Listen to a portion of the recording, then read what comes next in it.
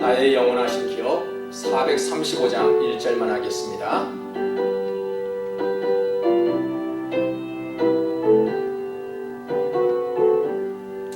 나의 영원하신 기업 생명보다 귀하다. 나의 갈 길 다가도록 나와 동행하소서.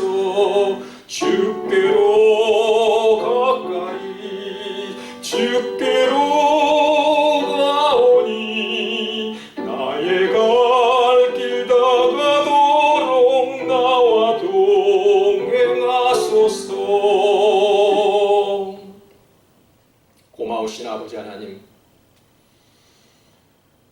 주님과 함께하는 길이 얼마나 아름다운 길인지 다시 한번 알게 하심을 감사드립니다. 인생의 나그네 길을 가는 동안 끝까지 하나님께서 함께 동행하여 주시옵소서. 이 시간 병마와 싸우는 의료진들과 고통받고 있는 환자들을 위로하시고, 오늘 이 시간에도 흩어져 예배하고 있는 성도들의 삶을 인도하여 주실 줄 믿사오며 살아계신 예수님의 이름으로 기도드립니다. 아멘. 오늘 하나님께서 주신 말씀을 보겠습니다. 고린도후서 6장 4절에서 10절 말씀을 보겠습니다. 고린도후서 6장 4절에서 10절 말씀을 우리 다 같은 목소리로 합독하도록 하겠습니다. 오직 모든 일에 하나님의 일꾼으로 자천하여 많이 견디는 것과 환난과 궁핍과 고난과 매맞음과 갇힘과 난동과 수고로움과 자지 못함과 먹지 못함 가운데서도 깨끗함과 지식과 오래 참음과 자비함과 성령의 감화와 거시기 없는 사랑과 진리의 말씀과 하나님의 능력으로 의의 무기를 좌우에 가지고 영광과 욕됨으로 그러했으며 악한 이름과 아름다운 이름으로 그러했느니라. 우리는 속이는 자 같으나 참되고 무명한 자 같으나 유명한 자여, 죽은 자 같으나 보라 우리가 살아있고 징계를 받은 자 같으나 죽임을 당하지 아니하고 근심하는 자 같으나 항상 기뻐하고 가난한 자 같으나 많은 사람을 부유하게 하고 아무것도 없는 자 같으나 모든 것을 가진 자로다. 아멘. 오늘 이 아침 하나님께서 주신 말씀을 통해서 사람은 중심이 있어야 합니다 라는 제목으로 은혜를 나눌까 합니다. 보통 성인 남자의 경우 몸무게가 70kg 정도인데 사람이 넘어지지 않고 두 발로 걸을 수 있는 이유는 귀 안에 있는 작은 전정기관이 평형 감각을 잡아주고 있기 때문입니다. 그 감각기관에 문제가 생기면 어지럼증이 생기고 똑바로 걷지를 못합니다. 인간에게는 중심이 있어야 합니다. 중심이 있다는 말은 사람이 한결 같아야 합니다. 처음과 끝이 변함없어야 인정받고 성공할 수 있는 것입니다. 이스라엘 초대 왕 사울은 처음에는 참 잘했습니다. 하나님 앞에 겸손하였고 사람들 앞에서도 겸손한 사람이었습니다. 그러나 그의 성공과 겸손은 오래가지 못했습니다. 이스라엘 왕이었지만 왕으로서의 역할을 감당하지 못했고 다윗을 죽이려고 군사까지 동원하였지만 결국은 사울왕의 최후는 매우 비참하였습니다. 겸손에서 교만으로 변질된 원인이 어디에 있었을까요? 교만에서 겸손으로 변화되지 못하는 이유가 어디에 있었을까요? 중심이 없어서입니다. 마음이 한결같지 않아서입니다. 아직도 내 안에 세상적 가치관의 비중이 크기 때문에 그렇습니다. 요즘 집안에 머물고 있는 시간이 많아서 집안을 정리하였는데 1년 중 한 번도 사용하지 않는 물건들이 참으로 많았습니다. 이것을 보고 우리는 버려야 할까 아니면 버리지 말고 조금 더 사용할까 하는 고민이 있었습니다. 우리가 먼지를 닦아내고 정리정돈만 해도 우리의 머리가 맑아지는 경우를 봅니다. 우리가 살면서 포기해야 할 것과 포기하지 말아야 할 것들이 있습니다. 여러분, 거짓, 불평, 우상, 교만 등을 우리는 포기해야 합니다. 그러나 믿음, 기도, 찬양, 우리가 예배를 어떻게 포기할 수 있을까요? 여러분, 우리가 쉽게 포기하는 무정한 사람들이 있죠.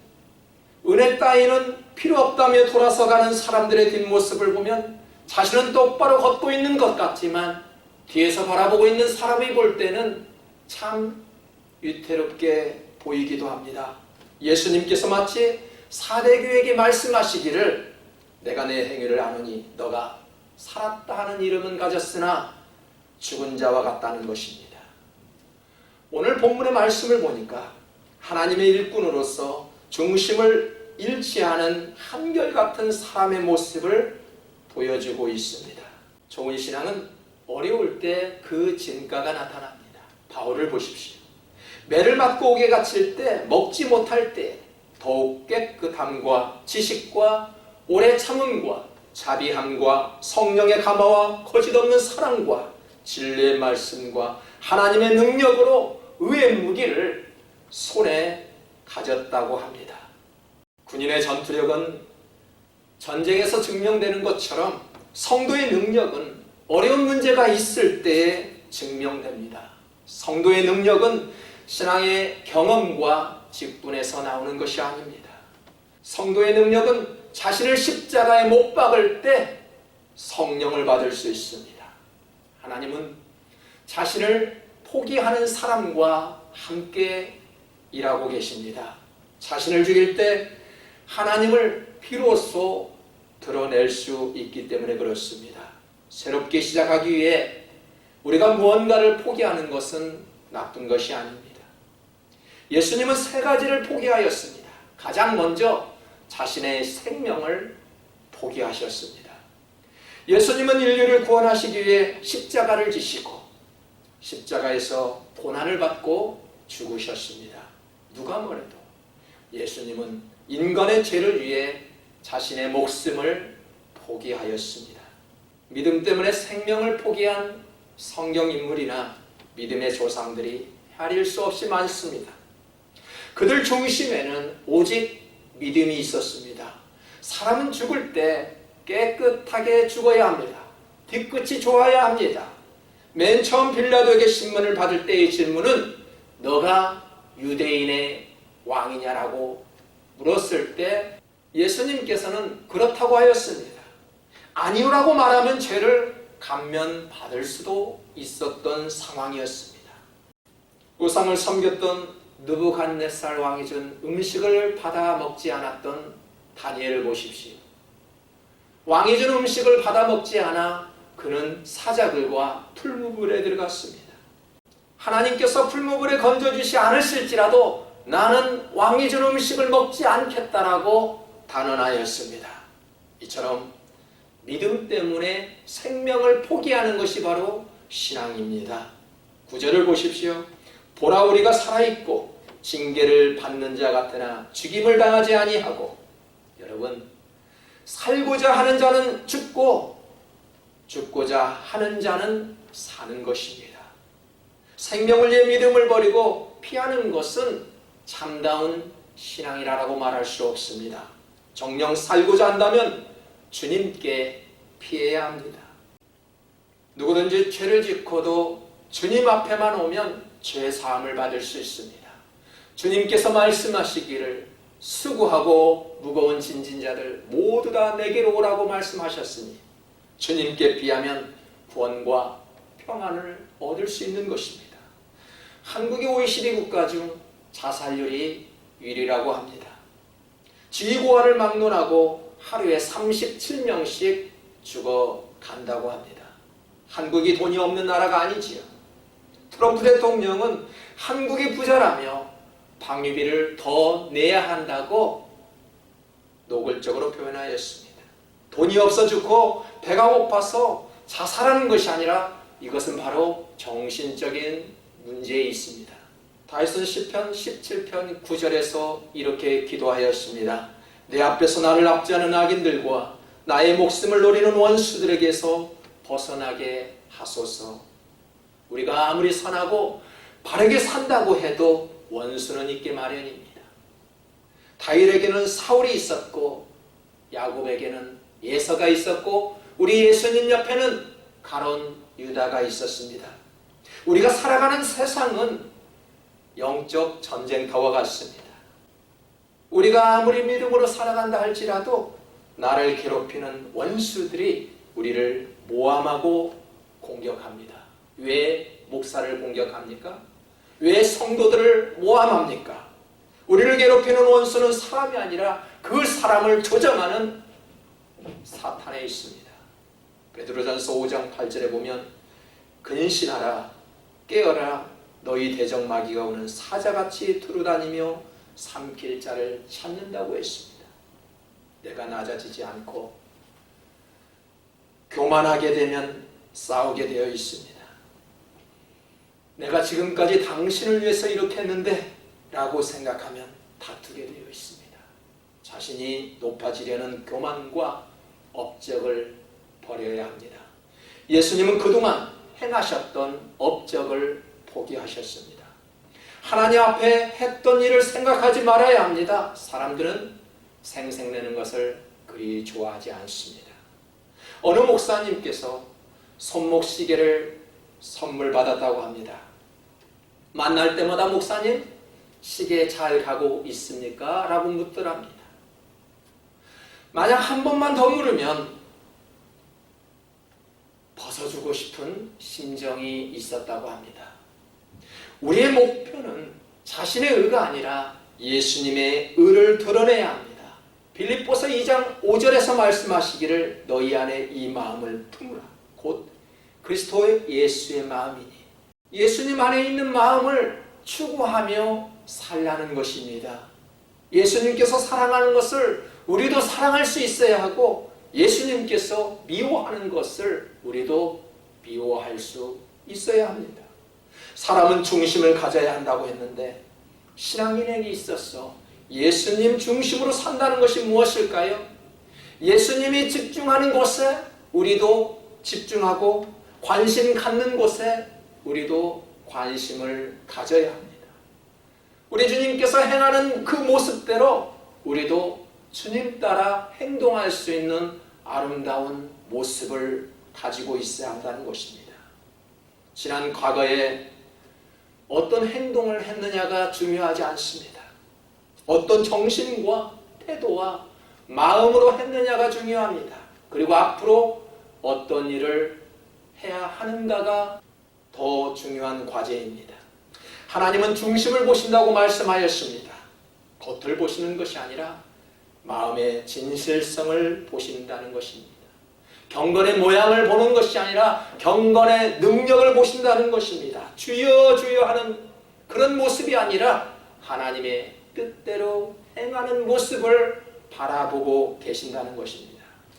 본문 7절에서 말씀하지 않았습니까? 사람이 중심을 가져야 한다는 것은 진리의 말씀과 하나님의 능력으로 일하는 것입니다. 교회를 하면서 예수님의 마음을 느끼지 않는 사람들도 있다고 합니다. 헌신과 봉사라는 이름으로 하나님보다 일에 더 몰두하는 사람들도 있습니다. 우리가 품어야 할 마음은 예수 그리스도의 마음입니다. 자신의 가장 귀한 생명을 포기하고 자신의 업적을 포기할 수 있는 예수 그리스도의 마음입니다. 자기 것을 포기하고 하나님 중심으로 살아가는 사람들에게 주시고자 하는 은혜가 있습니다. 근심하는 자 같으나 항상 기뻐하고 가난한 자 같으나 많은 사람들을 부유하게 하고 아무것도 없는 자 같으나 모든 것을 가진 자로다. 어찌 이런 삶을 살아갈 수 있을까요? 주님과 접붙임을 받은 바울과 같은 믿음이면 가능합니다. 중심이 흔들리지 않고 확신에 거하는 하나님의 사람은 세상이 절대 감당치 못합니다. 아무리 흔들려고 해도 흔들림 받지 않습니다. 넘어지지 않습니다. 믿음의 사람을 흔들어 넘어지게 하려는 사람들이 있습니다. 유치한 신앙을 버려야 합니다. 기분에 따라 믿는 신앙을 버려야 합니다. 감정과 기분에 따라가면 신앙은 오래가지 못합니다. 사람은 중심을 가져야 합니다. 신앙인에게 더욱 필요한 것은 흔들리지 않은 견고한 믿음을 소유할 수 있어야 합니다. 교만하고 무례한 그리스도인, 거룩하지 못한 그리스도인이라면 어떻게 하나님의 참된 일꾼이라고 말할 수 있을까요? 저와 여러분이 주님처럼 가장 귀한 것을 포기할 줄 아는 마음과 낮은 자리로 내려갈 수 있는 마음으로 변화되기를 소망합니다. 기도하겠습니다. 하나님께서 귀한 말씀을 주셨습니다. 중심을 보신다는 아버지 하나님, 나의 것을 완전히 포기하여 진리의 말씀과 하나님의 능력을 소유하게 하시고 하나님의 일꾼으로서 중심을 잃지 않은 참된 일꾼으로 쓰임받게 하여 주시옵소서. 살아계신 우리 주 예수님의 이름으로 기도드립니다. 아멘. 우리 다같이 449장 부르면서 준비하신 예물을 드리겠습니다. 449장입니다.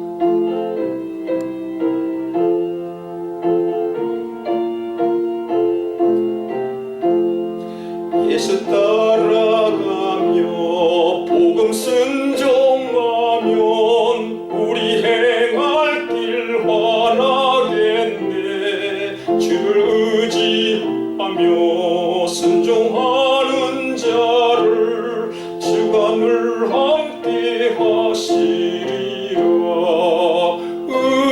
의지하고 순종하는 길은 예수 안에 즐겁고 복된 길이로다. 고마우신 아버지 하나님,